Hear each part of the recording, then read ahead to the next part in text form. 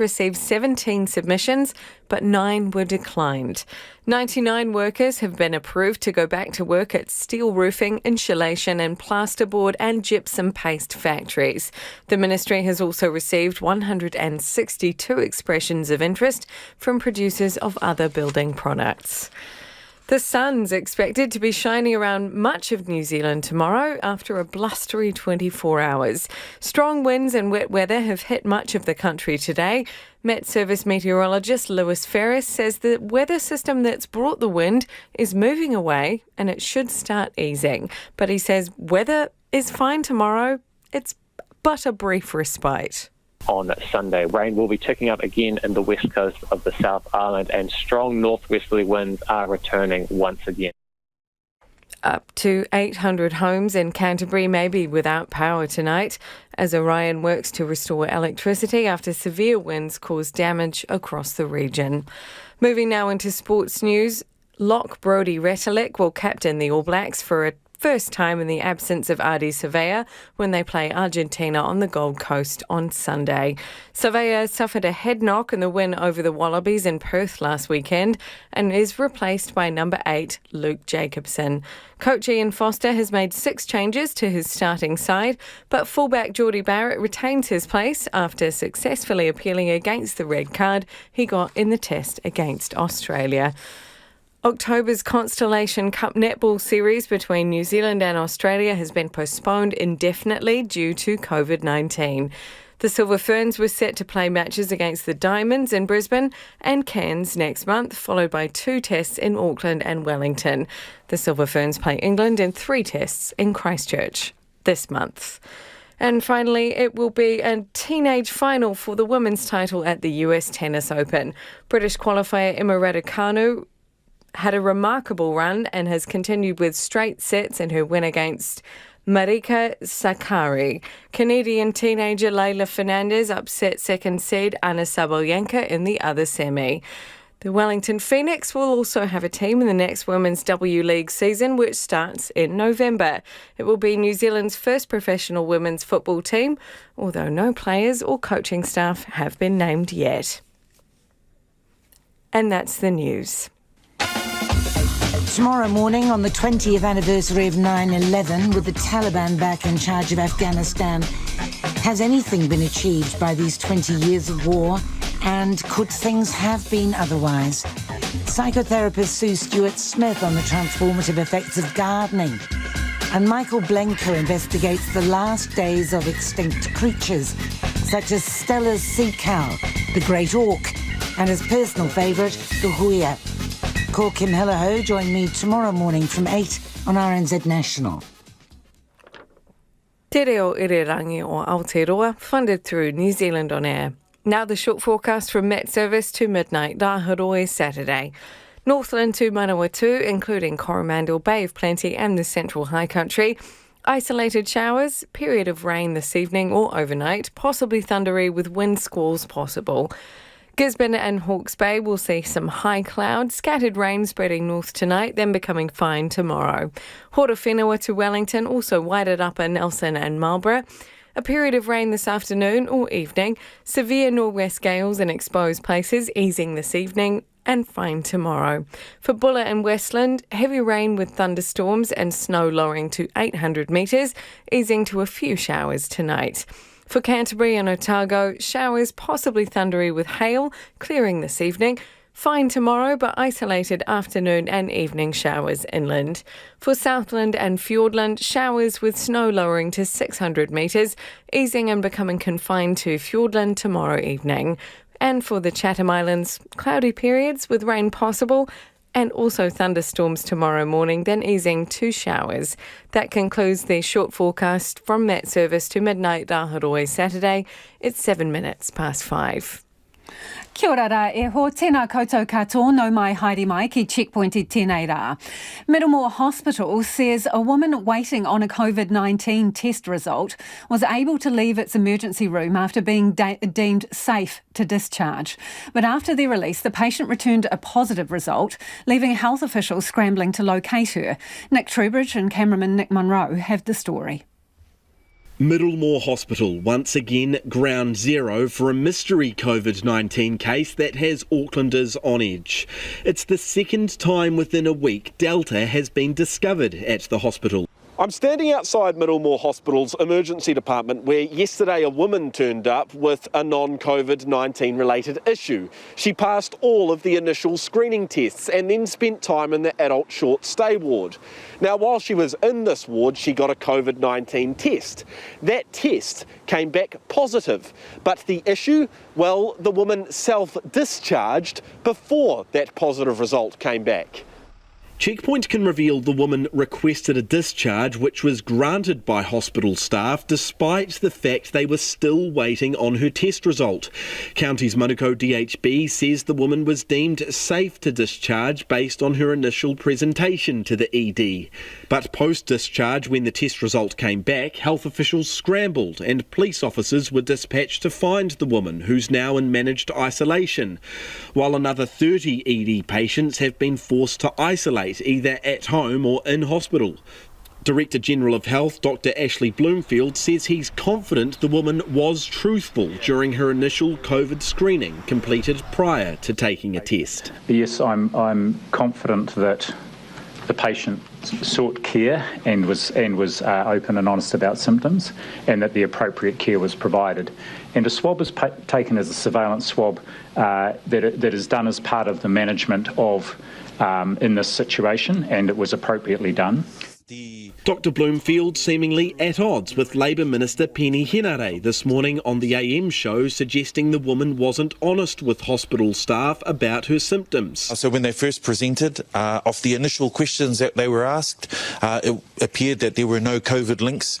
However, as that person stayed a little bit longer, more came out, and those precautions were taken, and sadly they self-discharged, but we were able to track them down reasonably quickly and make sure now that we investigate where that person has been.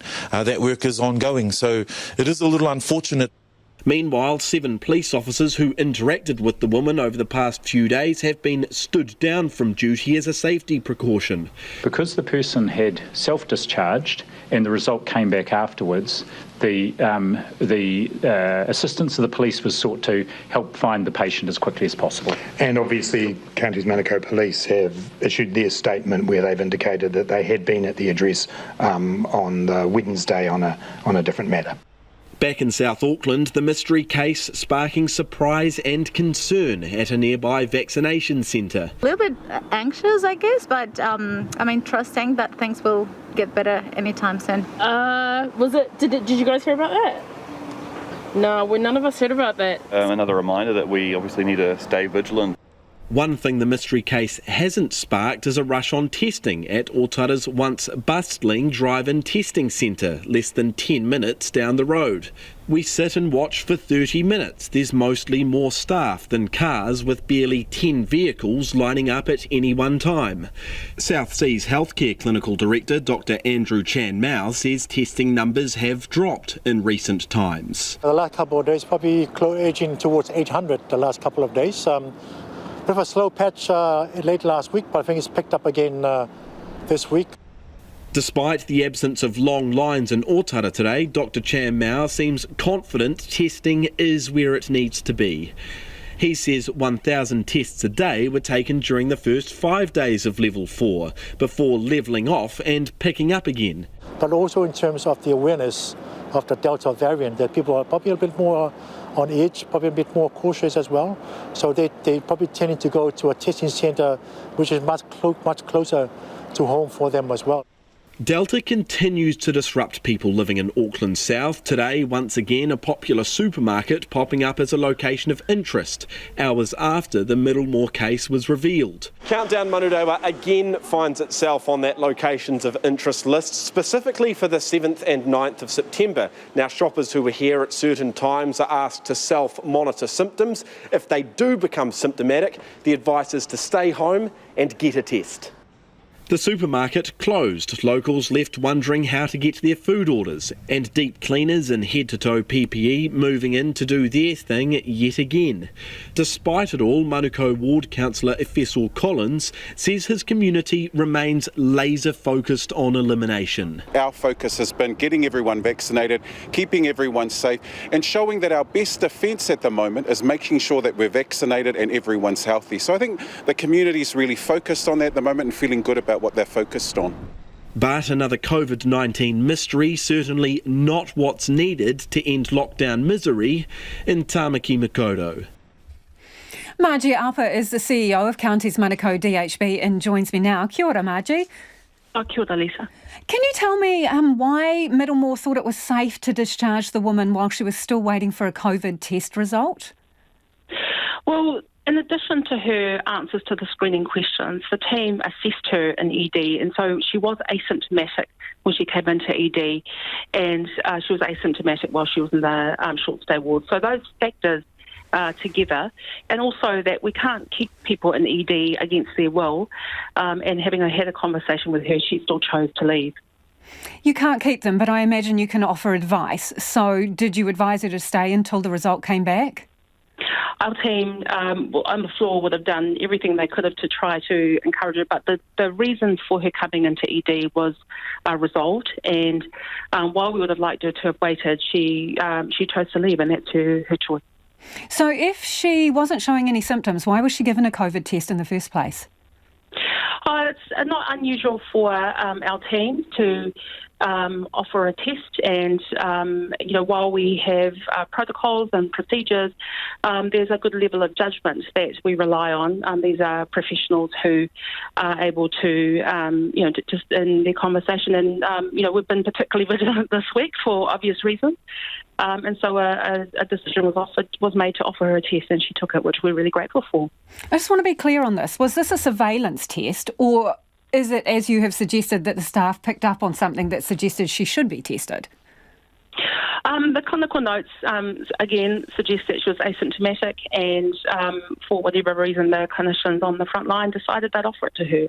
I wouldn't speculate on what they also saw in that situation. Okay. And we're glad that she took it. But are you sure she didn't have any symptoms? Because a patient turned up the other day and wasn't tested because they didn't have symptoms, but they had a stomach pain, which is listed as one of the symptoms of Delta. So are you sure this woman had no symptoms? So the notes that the team wrote, and she had two assessments in the ED triage and then in the short stay ward, and they all say that the staff did not note any symptoms. Can you confirm whether she was there for a family violence matter? I'm not at liberty to divulge any other circumstances to this patient for privacy reasons. Okay, so we understand that she arrived at about 10 a.m. in the morning on Thursday. What time was the COVID test? The COVID test was taken at, sorry, I'm just scrambling my notes, 11:51. She was moved into the short stay ward. She made a decision to leave at about 11:53, and we took the test then, and she left at 2 minutes to 12. Right, and when did the positive test come back? We received the results at 3:15, which is about a normal cycle for the labs to get a result back to us. And when you took the test and she indicated that she was leaving, what arrangements did you make to contact her when the test result came back? Well, we have her details because we registered her at ED front desk and triage, so we had her contact details. She was obviously in a hurry, so we already had her contact details. So was it the hospital that made contact and told her she had returned a positive test for COVID, or was it the police? It would have been, so between our teams and Auckland Regional Public Health Service, those are the two services that would try to make the contact first. And at what point was she located? My understanding is that she was found sometime last night with the help of some of her family. What time, Margie? I'm just trying to establish how long she was wandering or in the community before she knew she was positive. I don't know when she might have finally got the advice that she was positive, but by about 7, 8 o'clock last night, we had made contact with her and we were making arrangements for her to isolate herself. Are you sure that your staff handled this correctly? The staff, I back my staff, they do the right thing with the information that's in front of them, and we will have a look at this situation again. But I think the decision to swab her was the right one to make. So just very quickly, because we're almost out of time, a few things. You obviously had another incident earlier. Was it day 5 test for those people today? Yes, and they've all been swabbed, but we don't have the results yet. Okay. Are you expanding your space to deal with Delta cases, given that this person couldn't be separated from other patients, we're told, because you had no space for them? So it's important to remember that a patient went through a green screen, and unfortunately we didn't get the results until they were already on the ward. So what we are looking at is whether there are other things we can do at the front door to try to make sure that we're helping patients when we're screening them, that they're thinking really carefully about their answers. There are a whole number of things that we can do, we are looking at before people get to a ward. And Margie, I think it was 11 doctors, 13 registered nurses stood down. How many replacement staff have been brought in to help you? What we've been able to do is move staff from other parts of the hospital, and for example, we have a Manukau super clinic and clinics, outpatient clinic centre, so we've been able to move staff from that facility to help us here at Middlemore. Thank you for your time this evening. That is Margie Alpa, who's the CEO of Counties Manukau DHB. It is 19 minutes past 5 and you're with Checkpoint on RNZ National. Kia ora rawatu mo te whakarongo mai, e haere nei. We talked to the man who told President Bush America was under attack on 9/11. Gales have ripped through parts of the South Island, leaving a trail of damage, sparking fires, knocking down trees and pushing over shelter belts. Some schools were forced to shut again because high winds were too dangerous for buses to venture out. Our reporter Rachel Graham and cameraman Nate McKinnon report from North Canterbury. The ferocious winds had lambs in North Canterbury looking for a way to keep warm, but that meant standing close to fire embers. Fires were popping up in the region, fanned by the strong winds. The biggest one was at Glentui, centred on the Birch Hill station. Farm manager Tony Kitto says they were woken early this morning by rattling windows and the roaring wind. Then they noticed a light out on the paddocks, which was spreading fast, so Tony leapt up and called the emergency services. The fire brigade got it under control. They were amazing, really. They got down here on the job and pulled it back, so that was good. Yeah. But it's amazing how fast it can move when the wind's behind it like that. It's quite surprising. Yeah. So that wind was pretty full on? It went across this flat in literally 5 minutes, just away it went. There was no stopping it. The fire ripped through about 5 hectares of land, but was under control by around 9 a.m. Mid-morning, rain brought some relief. Deputy Principal Rural Fire Officer Richard Griffiths says getting access to the site was hard work, with many roads blocked by downed trees. It's been relatively straightforward. I mean, obviously there was a lot of wind to contend with. We had to be very careful with trees because the wind was blowing strong, so safety was quite important. But as you can see, it's relatively relaxed at the moment, so we're just doing a pretty good mop-up, really. Debris and whole-down trees were spread about many North Canterbury roads this morning. Dennis Klenner from Rangiora was one of those who headed out with his chainsaw to help clear them. He says on his drive out to Glentui, he saw a fair few trees and branches across the roads. More so this side of Lowburn. Everywhere along you can see them. There's a lot of leaners out there, which is really scary. And there's some more just up behind us, the other side of this tree. You can just see through there, leaning out. And by all accounts, we've got more wind coming. So they're probably unfortunately going to come down. So things like that are a bit of a hazard. But we do what we can. The severe winds have largely eased in Canterbury, but wind and rain warnings and watches remain in place for a number of areas, with Marlborough, Wellington and Wairarapa due to get the worst of it, with gusts of up to 130 kilometres an hour.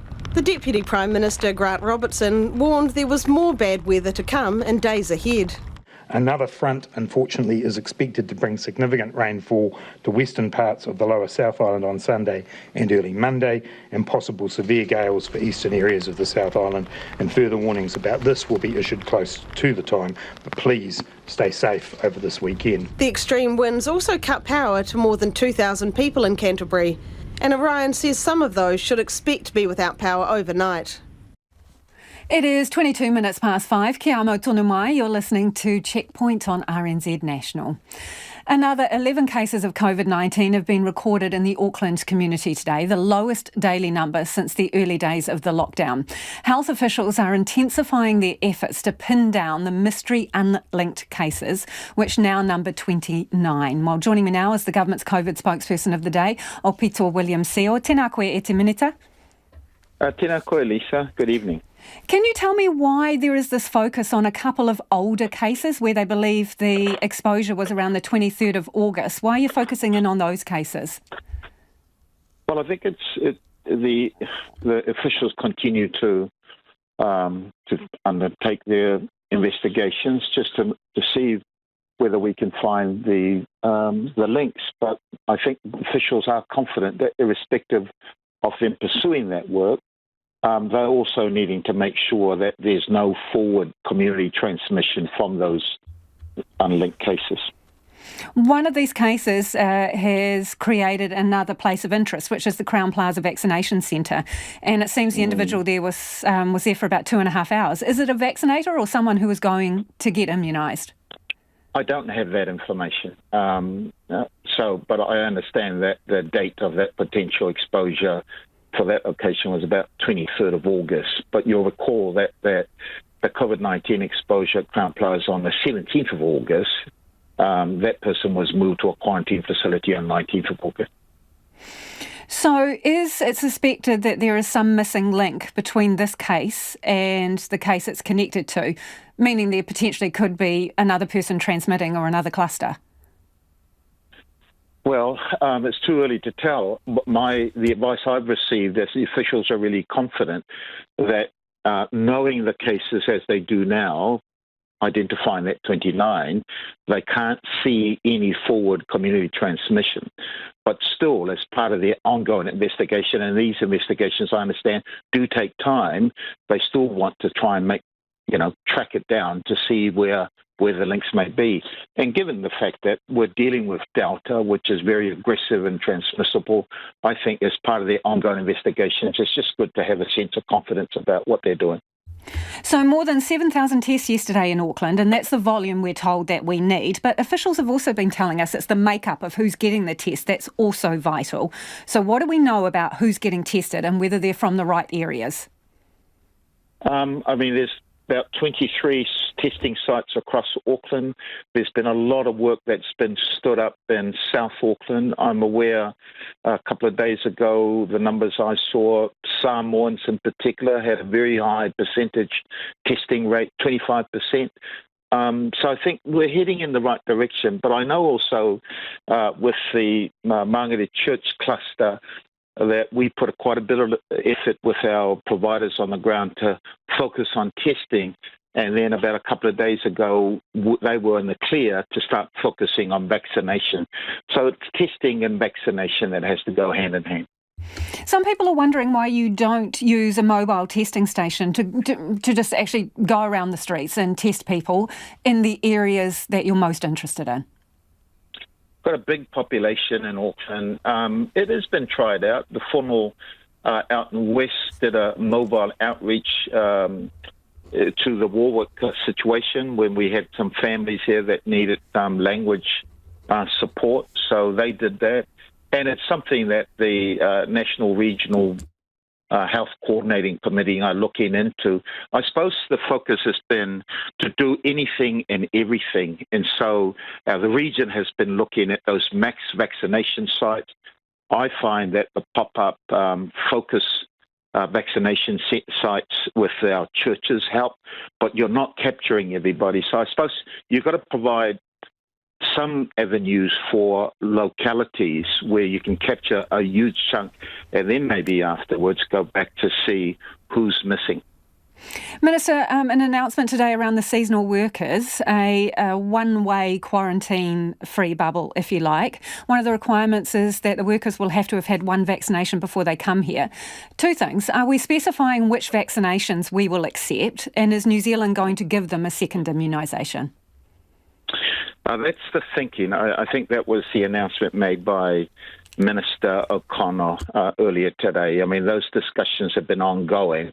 I think that the request has been about making sure that those islands who are relatively COVID-free, the people who come through to support us in the horticulture and viticulture, that they are protected. And yes, the consideration has been given that even if they've had one dose with AstraZeneca, that the scientists are advising us that it is possible also to give them a second dose with Pfizer.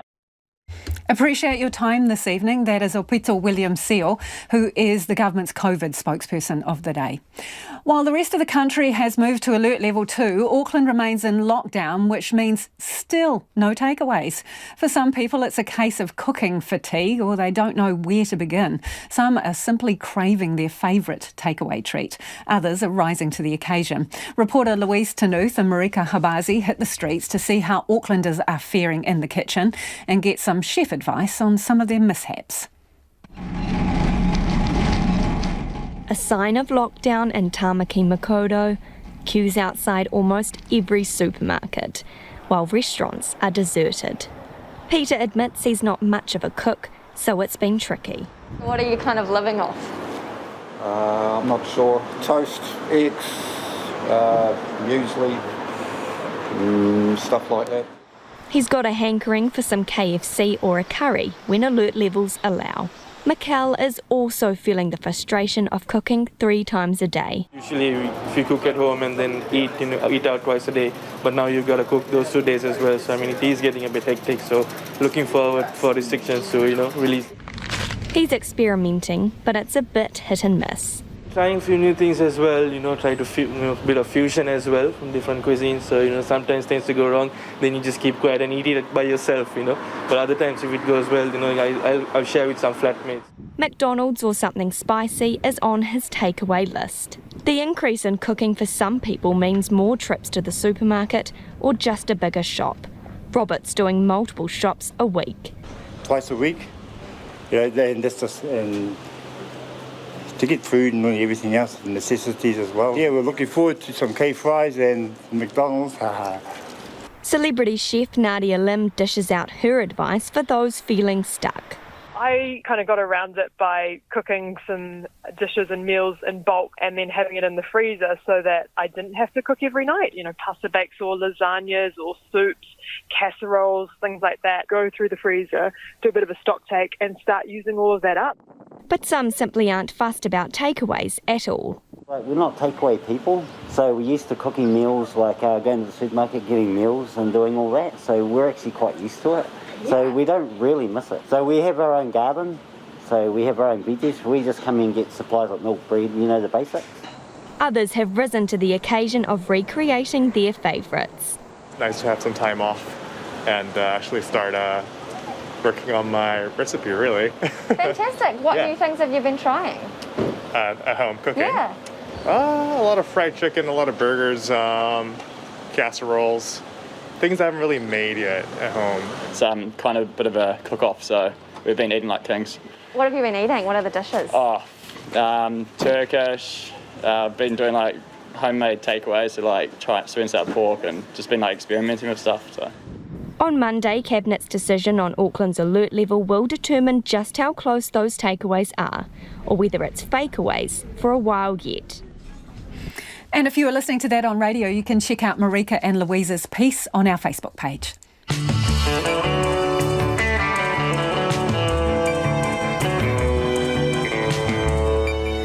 Kia ora e te iwi e haere nei a Checkpoint. Coming up on the eve of the 20th anniversary of 9/11, we speak to Andy Card, President George W. Bush's Chief of Staff and the man who told him America was under attack. Plus, a world-famous South Island restaurateur tells us why she's keeping the doors closed in Delta Level 2, and Fiji prepares to reopen its borders. Homai o whakaaro, we'd love your feedback on anything you've heard on the programme this evening. You can text us on 2101, you can tweet us at Checkpoint RNZ, or you can email us checkpoint@rnz.co.nz. It is time for the headlines now. Anea Sarah Mina Pita Pita Kōrero. Kia ora, Lisa. RNZ News headlines, ko Sarah Thompson tōko ingoa. The county's Manukau District Health Board say they would have liked a woman who later tested positive for COVID to have stayed until results came back, but they could not stop her leaving. The woman who spent 2 hours in Middlemore Hospital's emergency department then discharged herself before the positive result came back. The DHB's chief executive, Margie Upper, told Checkpoint the woman was asymptomatic and they therefore had no power to keep people against their will. So far, there is no obvious link to the outbreak. The 250,000 additional Pfizer vaccinations that arrived from Spain earlier today will be distributed around the country. Some frontline vaccinators want all of the doses to go to Aucklanders, but the Deputy Prime Minister, Grant Robertson, says there is no shortage of vaccinations for the city. The shipment will be quality checked before being shipped out. Almost 100 workers have been approved to return to work at 8 Auckland building product manufacturers and distributors. The Ministry of Business, Innovation and Employment received 17 submissions to reopen under Alert Level 4 to help with supply chain shortages. An Auckland bar owner is warning that struggling businesses may stop paying taxes and boycotting the COVID-19 rules if the government doesn't support them. Urfa Yedilovich, who owns Jefferson Bar, says the tougher Delta restrictions will make it harder to operate when they are allowed to reopen, and he may have to lay off staff. And finally, hundreds of people across Canterbury will be without power tonight as severe winds damage the electricity network. Orion General Manager of Infrastructure Steve McDonald says crews will be working until nightfall to repair the extensive damage. The Met Services' Louis Ferris says the weather system is moving away and the wind should start easing, but he says it is only a brief respite with more wild weather forecast. Those are your headlines. Our next news and sport update is at 6. Nā mihi, Sarah, no mai hoki mai. I think it's time for business, isn't it? Ko taku hoa e nai ko Nona Peltier, who joins us to tell us what's been going on today. Is Nona there? I am here. I'm just dying to tell Nona. you about Come the business. in, Nona. Come in, there. I'm here. Great. Can you talk to us about Transpower, this preliminary report, which basically says Transpower contributed to last month's power blackouts? What's the problem? Yeah, so the Electricity Authority was asked to do a review of what happened, and this was the power outage on August 9th. Some 34,000 people ended up in the dark there because there wasn't enough power to meet demand on one of the coldest days of winter. So the authority had a look at Transpower systems and communications and decided that really they were lacking, that the communication process and the issues around the tools that they had, their protocols, they hadn't been tested for a national grid emergency. And so one of the recommendations from the Electricity Authority is for an annual test so that there will be a way of testing whether or not the systems will work in an emergency such as this, because the communication was fragmented, it wasn't clear, and it left the industry, and those are the participants, the generators and so forth, unable to react appropriately. Now, this isn't the only thing that's going on here. The Electricity Authority is also going to do a broader report into the blackouts more generally, and that's going to include the actions of the generators. As you may recall, Lisa, they were under fire for not starting up the backup supply when the power became short. And Nona, let's talk about retail card spending. It fell 20% last month as the country went into lockdown. What are the numbers looking like? They're not looking very good. In fact, the numbers, these are basically retail spending using cards. So it's not all retail spending, but you would imagine it's most of it because, of course, most of the spending has been done online with cards. So 20% drop. That's a seasonally adjusted number over the month that was actually over the year earlier. Now, so that's 2/3 of retail spending on a typical month. But in any case, the alert level 4 meant that big ticket items such as furniture, hardware, and home appliances, sales of those dropped by 1/3 last month. And the only categories that really saw an increase, is not surprising, was liquor and groceries. That was up 9%. So, but look, overall, never mind that, the numbers weren't as even though the numbers are terrible, they're not as bad as they were in April 2020 when the whole country was in that level 4 lockdown. And in that month, spending dropped 47%. So a 20% drop isn't as I guess, big, but it's still big enough to indicate that our economic growth for the third quarter could very much be potentially a contraction. And we're going to see the GDP numbers, that's the economic data for the second quarter ending in June, in the week ahead. And Nona, what are the market numbers today? Okay, so look, Asian shares did rally today after 2 days of losses, but look, the mood was nervous and it turned sour here in New Zealand towards the end of the day trading. We fell about 0.25%, 31 points down to 13,064. The dollar is trading steady though. It's holding at 71.3 US cents, 96.4 Australian and 51.4 British pence. And that's it. Thanks, Nona. That's Nona Peltier joining us from a far-off place known as the newsroom because we're separated by COVID alert levels. If you're old enough, you'll probably remember exactly where you were when you heard 2 passenger planes had slammed into New York's Twin Towers. 8:46 a.m, September 11, 2001. Hijackers flew the first plane into the North Tower of the World Trade Center. 17 minutes later, a second plane hit the South Tower. A third plane flew into the Pentagon and a fourth was crashed into a field in Pennsylvania. The coordinated terrorist attack killed almost 3,000 people and was carried out by militants from the Islamic extremist group Al-Qaeda. At the time, its leader, Osama bin Laden, was being harboured by the Taliban in Afghanistan. And the attack on American soil led to a war that spanned 2 decades. On the day of the attacks, President George W. Bush was at Emma E. Booker Elementary School in Florida to read with the children. With him was his Chief of Staff, Andy Card, the man who delivered the world-changing news to the President. I had told them before we arrived at the school that it was going to be an easy day. And it was a perfect day in the United States of America. There wasn't a cloud in the continental United States. It was literally a perfect day. And I said it was going to be an easy day. He thought that it was going to be easy. He knew he was going to be reading with second grade students, and he was very excited about it. We arrived at the school and went into a holding room that was a kind of a White House command center. And the president got on the phone with his national security advisor. I did not hear that phone call, but it did not talk about an attack on the United States. The president then went to the door of the classroom and was with the principal of the school getting ready to walk into the classroom. I was standing with them when the national security advisor on the trip, a Navy captain by the name of Deb Lauer, came up to the president and said, "Sir, it appears a small twin-engine prop plane crashed into one of the towers at the World Trade Center in New York City." The president, the principal, and I all had the same reaction. Oh, what a horrible accident. The pilot must have had a heart attack or something. And then the principal of the school opened the door to the classroom, and she and the president went into the classroom. I did not go into the classroom. The door shut, and I was still in the holding room, and the National Security Advisor, Deb Lauer, came up to me and said, "Sir, it appears it was not a small twin-engine prop plane. It was a commercial jetliner." And then that was a nanosecond because Captain Lauer came up to me and said, "Oh my God, another plane has hit the other tower at the World Trade Center in New York City."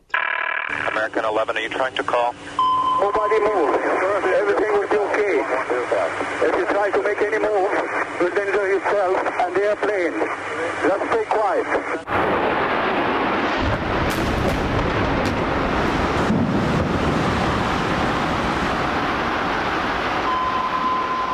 I then flashed to 3 initials, UBL, Osama bin Laden. I knew who he was, I knew about the Al-Qaeda network, and I knew about the attack on the World Trade Center in early 1993, January, February of 93. And I then performed a test that chiefs of staff have to perform all the time. Does the president need to know? Easy test to pass, yes. I made a decision that I would pass on 2 facts and make 1 editorial comment and to do nothing to invite a question or start a dialogue because I presumed he was sitting underneath a boom microphone and I knew he was sitting in front of a press pool with second graders and I didn't want to have a dialogue with him. I thought about what I would say. I opened the door to the classroom and stepped in. The teacher of the school, Mrs. Daniels, was conducting a dialogue between the students and the president. Yes, kid. Boys and girls, sound this word out. Still. Yes, still. Then the teacher told the students to take out their books. 60 on page 150. As they reached under their chairs and desks and pulled out the book that they were going to read with the president, The Pet Goat, that's when I walked up to the president. He did not see me coming. He did kind of glance in my direction when I leaned over and whispered into his right ear, "A second plane hit the second tower. America is under attack." I stepped back from the president so that he would not ask me a question. He never turned around to me, but I could see his head bobbing up and down. I was very impressed with how he reacted. He did nothing to introduce fear to those young second graders, and he did nothing to demonstrate fear to the media that would have translated it to the satisfaction of the terrorists all around the world. Instead, I saw his head bobbing up and down. I honestly believe he was reflecting on his responsibility, his unique responsibility to keep the presidential oath, to protect and defend. And so I believe that day was a day he recognized what the real job of being president was, and that he had the resolve to meet that responsibility. Andy, did you realise when you leaned into the president's ear and uttered those words that the world had changed in that moment? I don't want to sound arrogant, but I knew that I was delivering a relatively unique message in an absolutely bizarre forum where you couldn't have a conversation, and that, yes, it was a message that was going to cause the world to change from what we knew it to be. So when I said that America is under attack, I did know that I was passing on something that was very dramatic and that it would change the nature of the Bush presidency. I'm not sure that I could have said that it's going to change the nature of the world, but we are still living with some of the paranoia and a lot of the changes that were necessary as a result of non-state-based actors who try to disrupt democratic nations and the order of business. And so we're still living with the changes of 9/11, and I think we will forever. You both got back to Washington eventually, and when the president saw for himself what had happened, what did he say? Well, first of all, on Air Force One, we did get to see television, so we saw the replay of the attack on the World Trade Center. We saw the buildings collapsing. We saw the people jumping out of the windows when the fires were there. We saw the footage of what happened at the Pentagon in Washington, D.C. Obviously, we knew that Flight 93 had crashed, been driven to the ground by the first heroes in the war on terror, all civilians that rushed the cockpit on American Airlines Flight 93 and crashed into Shanksville, probably protecting the U.S. Capitol. So, yes, it was pretty amazing. But I honestly, the president looking out the window as Air Force One was coming into land at Andrews Air Force Base in Washington, D.C., you could see the smoke billowing out of the Pentagon. And the president turned to me and said, "That's the face of war in the 21st century." So, yes, it was very dramatic. By the way, that evening, the president addressed the world at 8:30 p.m. East Coast time. These acts of mass murder were intended to frighten our nation into chaos and retreat. But they have failed. Our country is strong. A great people has been moved to defend a great nation. Terrorist attacks can shake the foundations of our biggest buildings, but they cannot touch the foundation of America. He told the world in a very short address that if any nation harbors terrorists, they would be just as guilty as the terrorists. And that changed America's foreign policy such that it's in place still today. Of course, now we have the added concern that Afghanistan might revert back to its old ways and be a place where terrorists would be harbored. And we hope that the Taliban and the leadership in Afghanistan has learned their lesson and will not allow that to happen. I want to talk about that more shortly, but before that, just a few days later, after you whispered those words to the president, the United States went to war in Afghanistan. And, you know, it had been harbouring terrorists and the mastermind at the base of this plot. That lasted almost 20 years to the day, right? So what is the lasting achievement of that? Well, the lasting achievement in the short term is 20 years.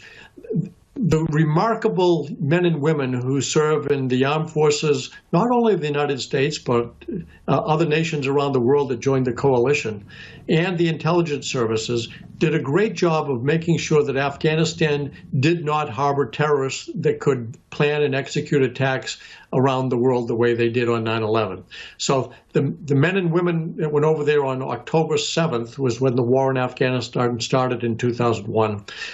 They deserve kudos for having accomplished the mission that the president sent them on. That mission also extended to help try to introduce democracy and freedom to the people of Afghanistan and free women and young girls and let them go to school and let the women have roles in government and in business, and to try to be able to develop a thriving economy and one where you could have hope and expectations for greater success. And unfortunately, the Taliban taking over in Afghanistan now, when the U.S. pulled out, I think a little faster than they should have, has created angst and legitimate angst. And I am fearful that there could be a reversion back to the old times by the Taliban. So, but yes, people should be proud of the service they rendered during the 20 years that we were in Afghanistan as a result of the attacks on 9/11. And the world was much safer while we were all working together as allies and as a conscience, not only in Afghanistan, but around the world, so that terrorists wouldn't feel empowered. I hope that they do not feel more empowered today because we pulled out of Afghanistan than they were when we were in Afghanistan. But I do worry about it. So I know New Zealand in particular has had problems, and we have to respect that and help New Zealand find the right way to make sure their people are safe. So is the way America has withdrawn from Afghanistan, is it wrong? Have they abandoned Afghanistan? I don't think that it was wrong. I think that it was not handled in the best way. I can understand the desire to get out of Afghanistan or declare that we've reached a new phase. I wish that we had maintained Bagram Air Base as a base of operations and as a place of conscience. To keep an eye on the government of Afghanistan and be able to have better human intelligence as to what's happening in the darker corners of Afghanistan. So I wish that we did not abandon Bagram. And obviously it's traumatic not to have an embassy in Kabul. There's no U.S. embassy, and I think that's a problem. So I do think we pulled out a little bit earlier than we should have, and I don't think that we should have pulled everything out all at once. I think that it should have been much more of a transition. But it is what it is, and we have to work together, and I hope the whole world will end up becoming a conscience on the minds of the leadership in Afghanistan so they don't revert to their old ways. The Taliban does not have a good track record. We really can't trust their rhetoric. We have to invite them to demonstrate by deed that they will be responsible leaders in the global community and not harbor terrorists in their country. So what are our responsibilities? Because there are a lot of people who were left behind. New Zealand made attempts to evacuate people who had helped us while we were there. I mean, what moral obligation is there to go back and get those people who helped coalition forces and allies whose lives are now at risk? I think the United States has a significant moral obligation to keep their promise. to those people who helped working as translators or intelligence or just help us in the field over there.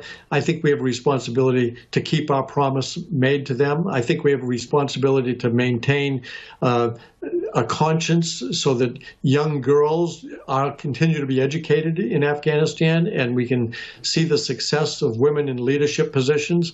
And yes, I'm very, very troubled, and I'm fearful. I'm fearful that Afghanistan is taking actions right now. Even the new leadership team does not offer me solace that they are doing the right thing. I think they've decided to have some people in the leadership of their country who have a horrible track record, and I don't think they have earned the right to govern people even in their own country. Does that moral obligation extend to New Zealand and other countries who were in there as well? Well, I hope that it does. It's the right thing to do. Well, I just wonder if we're sitting on the sidelines here watching history repeat itself. In the aftermath of 9/11, President Bush wanted to go in there and kick backsides, as he put it. Now we have President Biden vowing to hunt people down and make them pay. And I suppose the question is vengeance worth it? Revenge was not the only intent, but I think it's right for the president to say, anyone who does what al-Qaeda did to the United States or what they've done in Great Britain or New Zealand or Australia or any other country, we will stand up and there will be a consequence. I don't know that I want to call it revenge, but there should be, you will pay for this. You will pay, and some of you will pay dearly. And I think that's appropriate. We have to have the courage to follow through.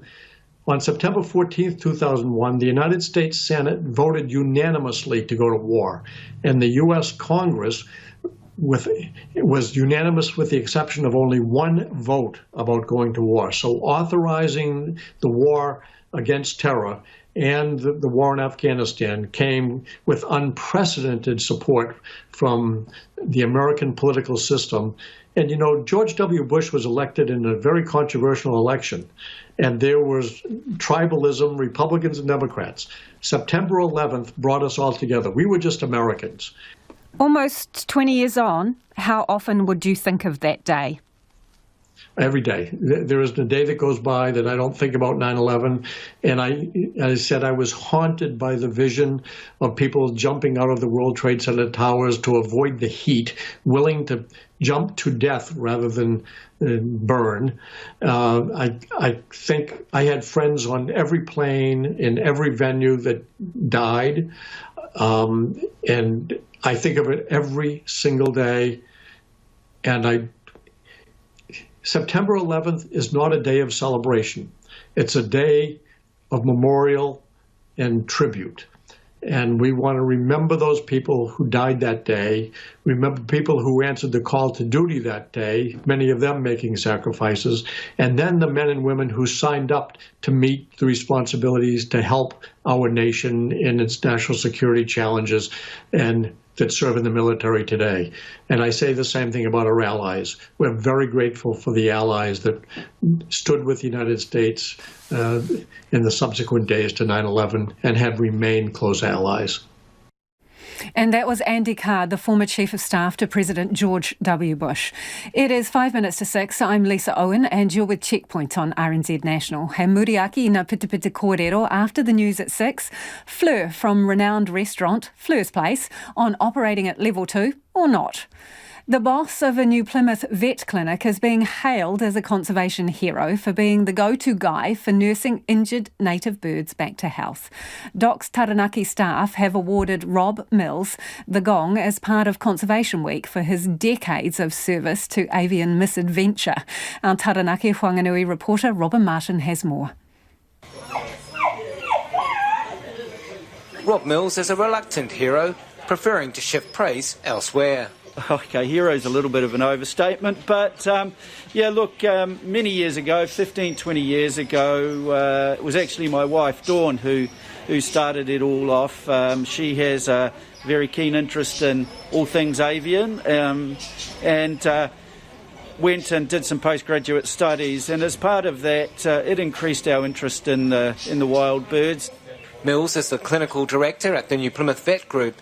His practice treats the birds pro bono, and he says once word got out, people started to bring injured birds into the clinic. From time to time, people would, not knowing where to bring them, would bring them in, and so it all started from there, and then we started to actively record, what we were seeing, and a big interest grew from that, and it's at times it certainly seems to snowball.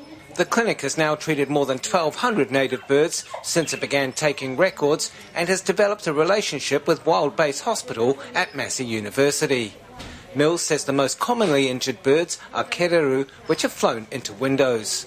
Usually we'll anaesthetise them, give them fluids, pain relief, take some x-rays, and if everything is looking like it's going to have a good long-term outcome, Avril, one of our nurses here, she coordinates with the Wild Base, and through Aramex, the couriers, we can get them down there and into care. Vet nurse Avril Osborne, who assists Mills in treating the birds, says it's rewarding work. It is really cool. I mean, it's a different side, obviously, to your companion animals and things like that, so it is just a different type of nursing as well, and it's quite rewarding, and also the most rewarding thing is releasing. And I got to be part of a release just recently. Cameron Hunt is a senior biodiversity ranger with DOC in Taranaki. He says the impact of Mills's work cannot be underestimated. Especially with our little blue penguins, the korora, they do get knocked around a fair bit, and just this amazing service, voluntary service that New Plymouth Vet Group provides, where we just turn up with a box with an injured bird in it. It's taken in by the staff, and that's just the conservation outcomes are amazing as a result of this voluntary service. Hunt says Mills is someone who genuinely cares for the well-being of all animals. Meanwhile, the vet says after treating more than 1,200 native birds, not all of them successfully, some stand out in the memory. One being a tui that came in with a fractured wing prior to the arrangement with Wild Base. And we were able to repair it using hypodermic needles as pins to hold the bones together. It came pretty good, and ended up in Otorohanga in the wildlife area there. It wasn't quite up to being fully released, but and it was by the time we'd hospitalised it, it was pretty tame as well. Conservation Week ends on Sunday. A little piece of feedback in from Stephen, who says, I remember exactly what I was doing on the morning of the 12th of September. I was a paper boy for the ODT in Dunedin, and the paper was very late that morning because they printed a new front page. Ahiahi Māori RNZ News at 6, ko Sarah Thompson tōku ingoa. The head of Counties Manukau DHB says people can't be kept in emergency departments against their will. A woman who spent 2 hours in Middlemore Hospital and discharged herself was later found to be COVID positive. She had no COVID symptoms and had not been to any places of interest. Counties Manukau District Health Board CEO Margie Upper has told Checkpoint the hospital was powerless to prevent her leaving. Our team on the floor would have done everything they could have to try to encourage her, but the reason for her coming into ED was resolved, and while we would have liked her to have waited, she chose to leave, and that's her choice. 36 patients have been told to isolate, and 7 police officers who dealt with the woman have been stood down. 12 military personnel are launching a legal challenge to the directive that would see them discharged for declining a COVID-19 vaccination. The group has filed an application for a judicial review. A statement from their barristers says they are standing up for their fundamental freedom to decline medical treatment. Christopher Griggs says in the past it has been very rare for vaccination status to be used as a ground for discharge from the armed forces. Mr. Griggs says the group's application is founded on the claim that the Chief of Defence Force must follow a statutory process before taking action against personnel. New Zealanders are being told to keep COVID-19 testing numbers up over the weekend ahead of next week's alert level decision. The Cabinet will meet on Monday to decide whether any parts of the country can move down alert levels. There were more than 14,000 swabs processed yesterday. The Director-General of Health, Dr Ashley Bloomfield, says 7,000 of those tests were from the Auckland region.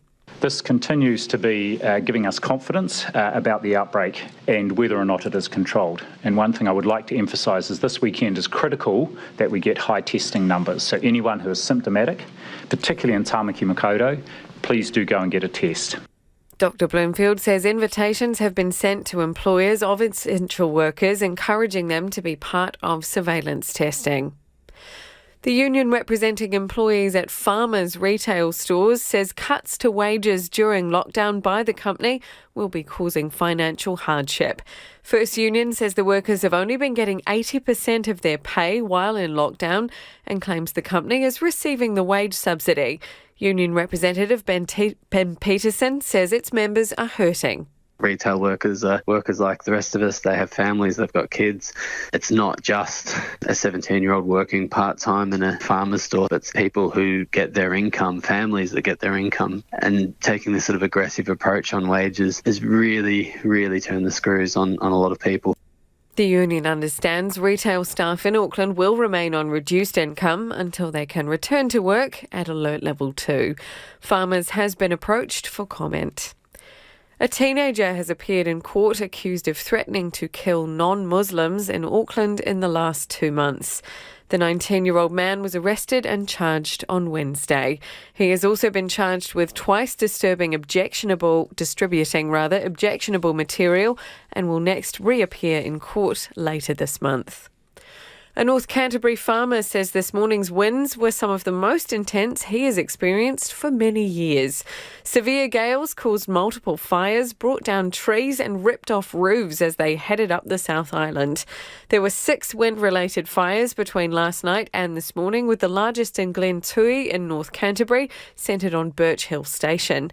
The manager of Birch Hill Station, Tony Kitto, says he spotted the fire after being woken by noise of the wind at about 5 a.m. It was constantly strong wind, and then you'd get those massive gusts amongst it too, which were bringing all the trees down and things. But it was just constant, strong, howling nor'west wind, yeah. And once the fire started, it just carried it, yeah.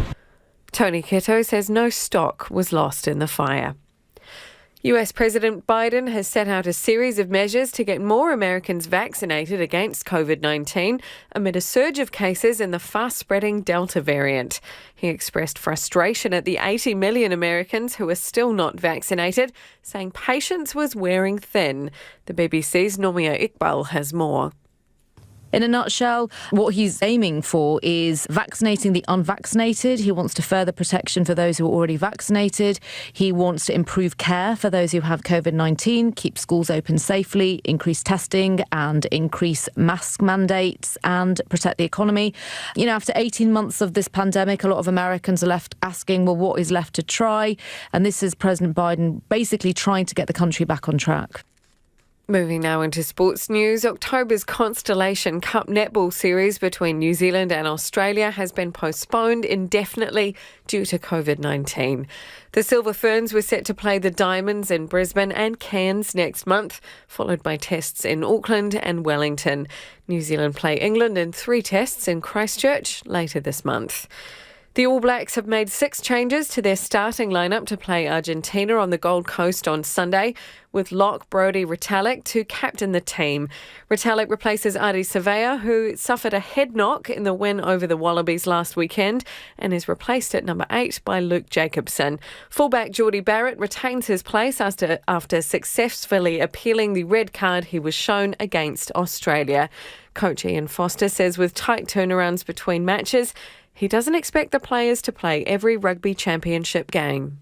Fact is, we have to make some changes through 5 tests in a row. So it's a given that the squad know that. Our challenge is that everyone's ready. The Wellington Phoenix hope their new women's team can boost the Football Ferns prospects for the 2023 World Cup being co-hosted by New Zealand and Australia. The Phoenix will join the Australian W League in November, and Phoenix General Manager David Dome says the squad will have around 18 players, with the majority New Zealanders. We very much want this to be a development side. That's why we've done this as an association with New Zealand Football. We want to develop young players for that competition. So we're bringing through mostly a young side with that in mind. But it will still be competitive. And that is your news and sport. Tonight on Nights, Te Radar shares his favourite songs in the mixtape. Friday Night Live comes to us from Te Mahere Hure Marae and a performance from Rob Ruha and the Black Quartet. Tradition meets passion on country life. Who's going to win the Woodham Shield? South Westland's most coveted rugby prize. And to keep things sweet, we have a sonic tonic dedicated to lollies. That's Nights with me, Yarana Saw, standing in for Brian Crump, tonight at 7 on RNZ National. Te reo irirangi o Aotearoa, on air, online and on demand. Now the short forecast from Met Service to midnight Raharoe Saturday. Northland to Manawatu, including Coromandel, Bay of Plenty and the Central High Country. Isolated showers, a period of rain this evening or overnight, possibly thundery with wind squalls possible. For Gisborne and Hawke's Bay, high cloud, scattered rain spreading north tonight, then becoming fine tomorrow.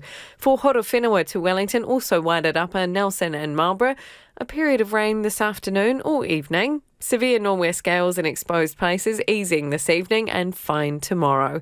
For Bulla and Westland, fine and heavy rain, for Bulla and Westland, heavy rain with thunderstorms and snow lowering to 800 metres, easing to a few showers tonight.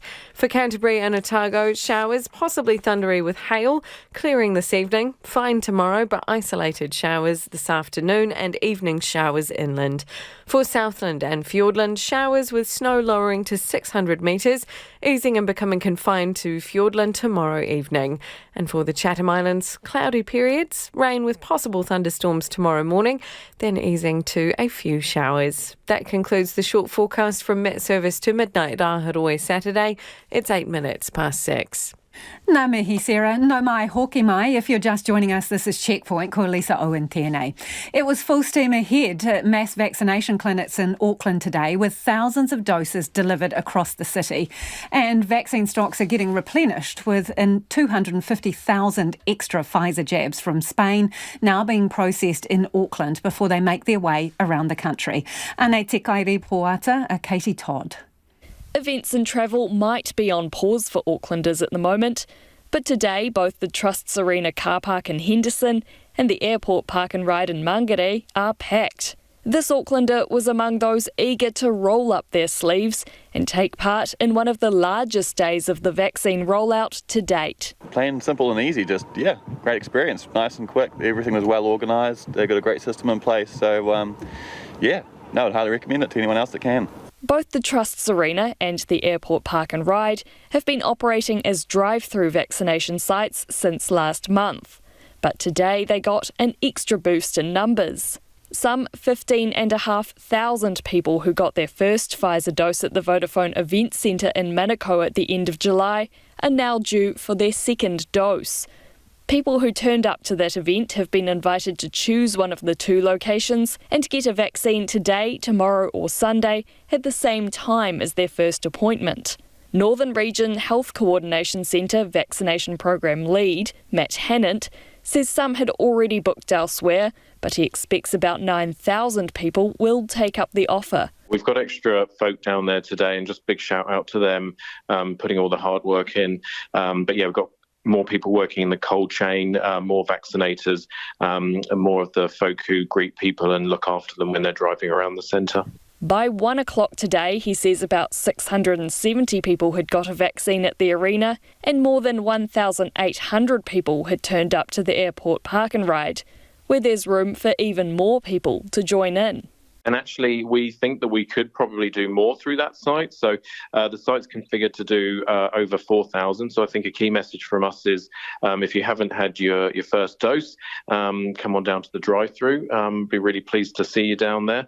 And it's nice and steady. The team's working well, and we're getting through people nice and quickly. At the Free Wesleyan Church of Tonga in Favona, a 3-day mass vaccination event catering for Auckland's Tongan community is also in its second day. The aim was to vaccinate up to 600 people a day, But that goal has been smashed, according to Pacific Response Coordination Team Chair Pakilau Manaselua. 811 people turned up yesterday, and 500 were vaccinated in just the first 3 hours today. Steady vehicles coming through all the time, so yeah, it's going really, really well. You can just turn up, you don't need to book at all. We're trying to make it as simple and easy as possible for our community. Meanwhile, the country's vaccine stocks are getting a top-up, with 250,000 doses from Spain now on the ground in Auckland.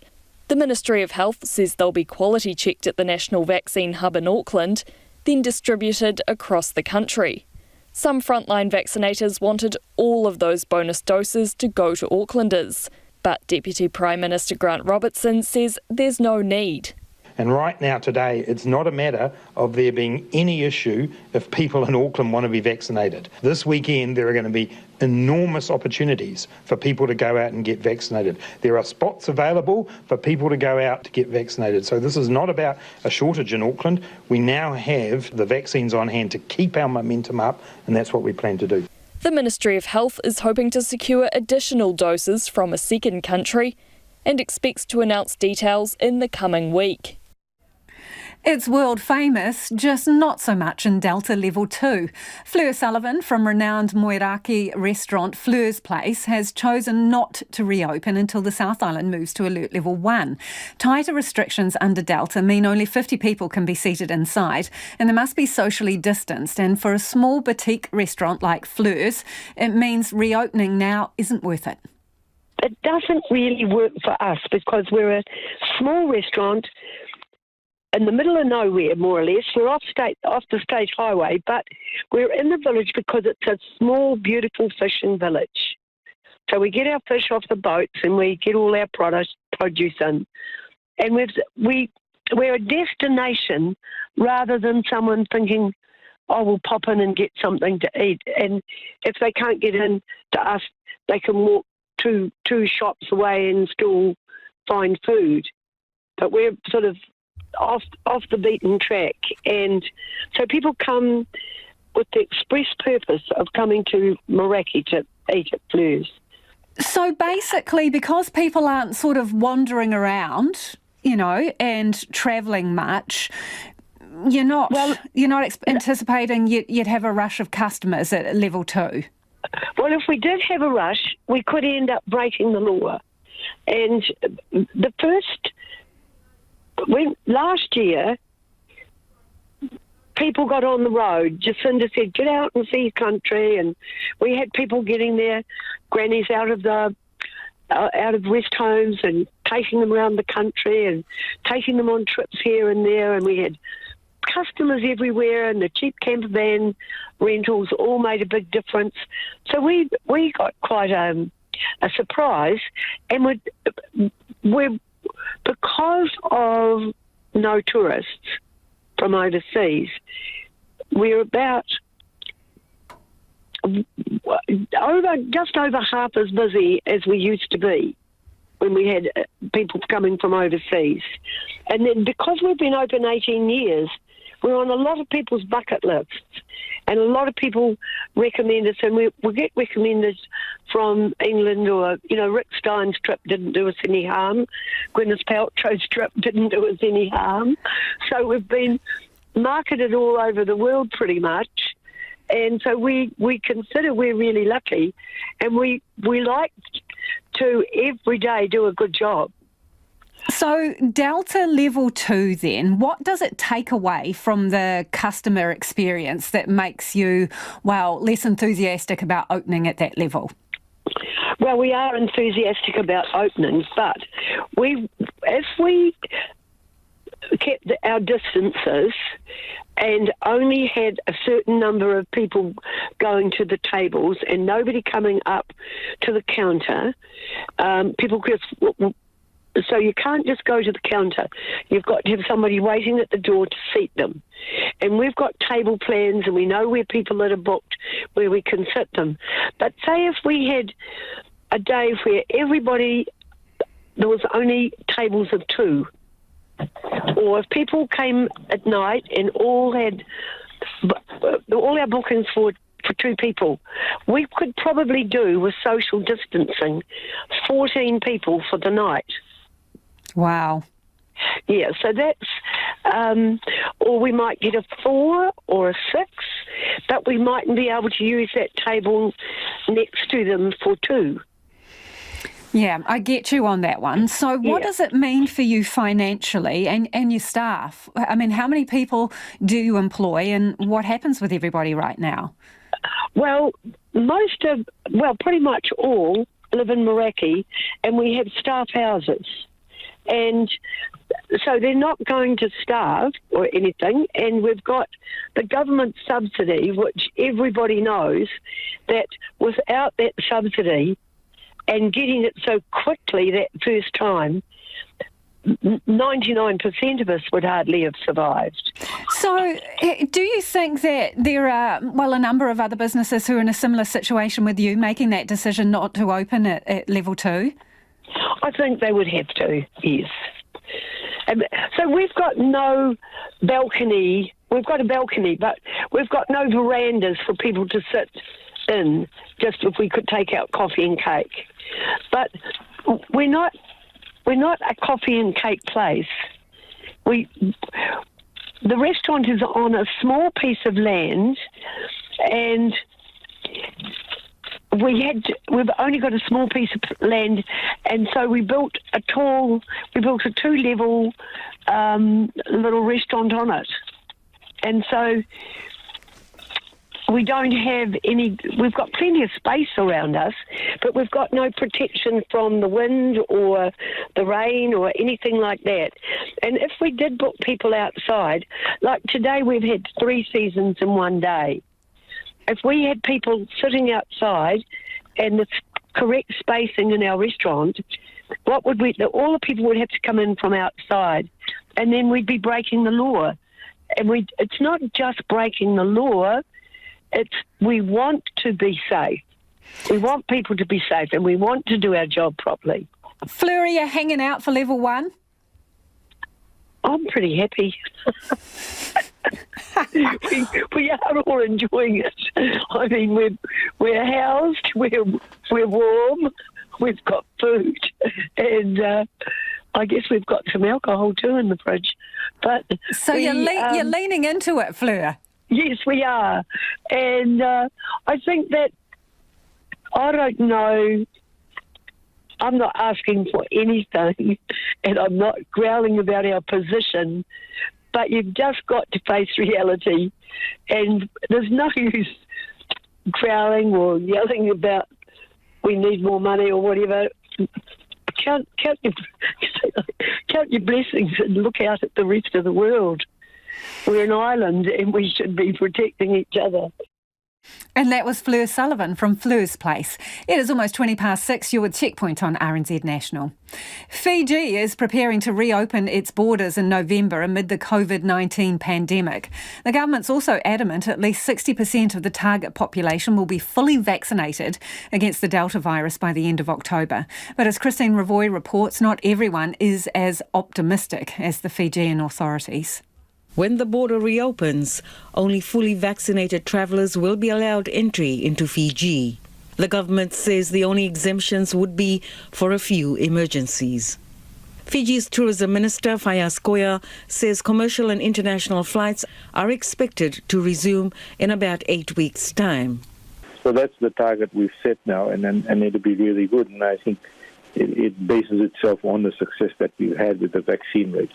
The main opposition, Social Democratic Liberal Party, disagrees with the move.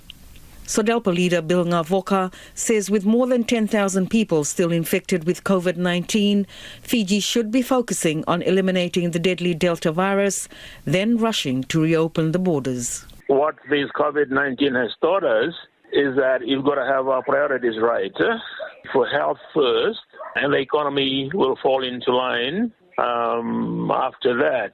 I will not be encouraging government to be hasty about this. I don't believe Fiji is ready. I would really tread very carefully on that and would make it known to the government. Former Fiji Health Minister Dr. Neil Sharma agrees. They're not really verbalizing all that is required, and just saying that they're going to open the borders is kind of difficult to understand. Even if you open the borders, who's going to come here? It's going to be hard. The system is very fragile, and it's an evolving picture. The important thing is we've got to take it one step at a time. Ahura International operates the popular Liku Liku Lagoon and Malolo Island resorts in Fiji's west. Both tourist hotspots have been closed since March last year. Its director, Samantha Maspret, has welcomed the government's plan. We have been closed for such a long period. We certainly do need a good couple of months lead time to reset the resorts, obviously recruit the staff back, essentially refresher train them and train them completely on all the new COVID protocols that we've been accredited with through the Care Fiji commitments, an initiative of the Fijian government and Tourism Fiji. There's obviously a fair bit to do. Former head of the Pacific Tourism Board, David Vaiafe, says ensuring the population is safe from COVID-19 is key to reopening borders. First and foremost is to ensure that the population is safe. You just have to look at Fiji and French Polynesia and how rampant it has been and spread very, very quickly. I think first and foremost is vaccination of communities to protect them, but also to protection at the border. Samantha Maspret says they will target the US market until New Zealand and Australia lift their border restrictions. We're likely only to be initially welcoming guests from the USA, maybe a couple of other long-haul markets, because at this stage, as you know, with Australia and New Zealand, obviously there's been nothing confirmed as yet whether there'll be some bubble opportunity between Australia and Fiji. Obviously, would be even more excited for that to happen, given it's the major market for Fiji. In a statement, the Ministry of Foreign Affairs and Trade says New Zealand is working with other countries on managing risks at the borders amid the COVID-19 pandemic. It's also working with Samoa, Tonga and Vanuatu on one-way quarantine-free travel, and those discussions are ongoing. Almost 3,000 people from 78 countries were killed on September 11th, 20 years ago. World Watch's Paulina Lau spoke to a survivor who was in the building when the first plane hit. That fateful day in September 2001 was a severe clear, blue sky, no clouds. Wendy Lansky worked for a health provider and went to work via train, which took her straight into the World Trade Center at 7:45 a.m. An hour later, I was getting ready to go to a meeting that I went to every Tuesday, and I felt a tremendous impact, and I heard a crashing sound, and the building started to shake. I was on the 29th floor of the North Tower, Tower 1.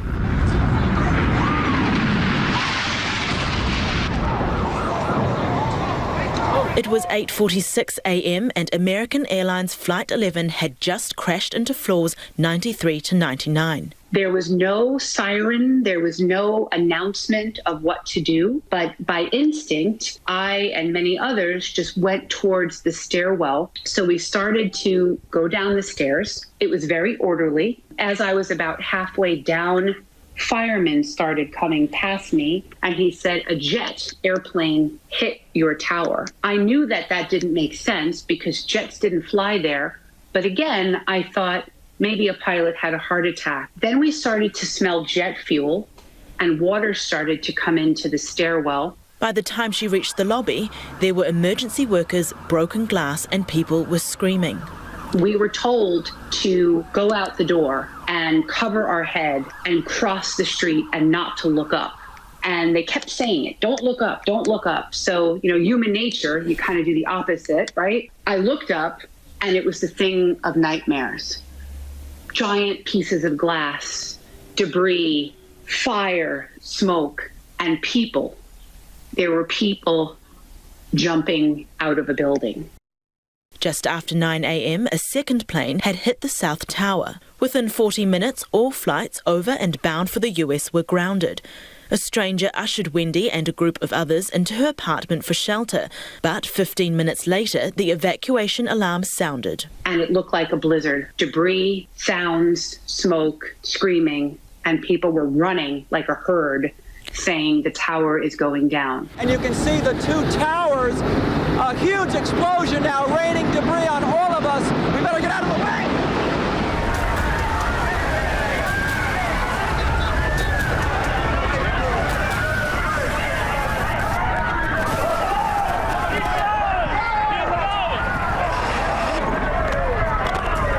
And it did. The South Tower collapsed. I remember thinking clearly, I don't want to die. Like, what's going on? The tower is coming down. How can that be? And I had this crazy thing in my head saying, go towards the water. If I can get to water, maybe I can jump or swim or find a boat. But then this other tower started coming down.